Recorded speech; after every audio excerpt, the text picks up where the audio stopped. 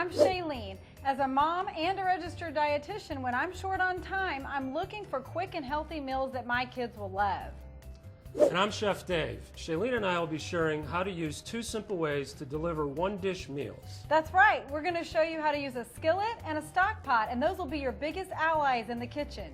Stir-frying beef is an easy option for me when I'm crunched for time. All I need is lean beef, fresh or frozen veggies, and long grain rice or whole grain pasta, and I'm ready to go. Okay, well, let's start. Our first step is, and I've already started, by cutting our top sirloin steak in here into thin, uniform strips.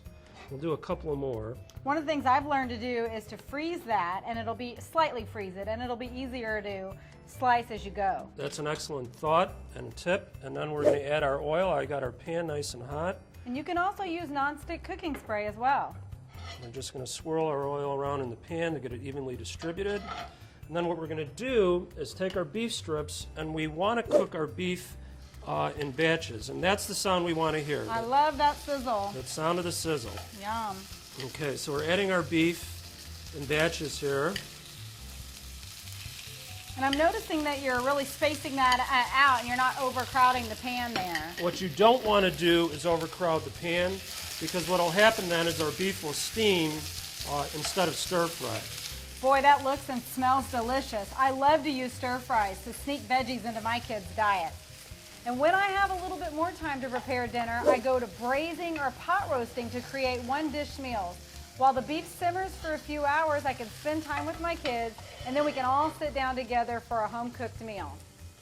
Okay, our first step in braising is to brown the beef on all sides, and I've already done that. And right now I've got my veggies going, and I browned this in just a little bit of olive oil. Now, Dave, you could have added flour to that as well before you browned it. I absolutely could have, and we always use flour with round cuts. It helps to promote our browning. Okay, now that our beef is in there, it's sizzling away with our veggies, the next thing I'm going to do is add our cooking liquid.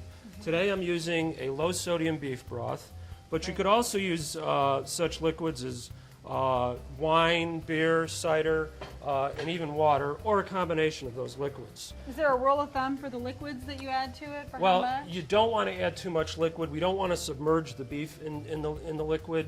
About a half cup to 2 cups is just great perfect. Tip. All right, we're at a nice rolling boil now. So what I'm going to do is take this down, turn our heat down to low, cover, and we're going to let that simmer for about 2 hours. Or we could put this in a preheated 325-degree oven, and again, let it go for about 2 hours.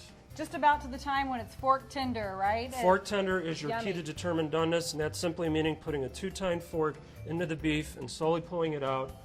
You know your beef is at fork tender and ready to go. Another important tip is that it's not necessary to turn the roast while you're cooking it. And as a busy mom, I love that because this doesn't require a lot of tending to or high maintenance. No. You can help the kids with homework, do some things around the house, and the aroma will get everybody ready to sit down for a great beef dinner. Yeah, that's great. And when the beef is done, it can be removed from the pot and kept warm. Then we can use the cooking liquid to make a flavorful sauce or gravy. And with these 2 ways to cook beef, you can have a no-hassle meal with little cleanup. For these recipes and more, visit beefitswhatsfordinner.com.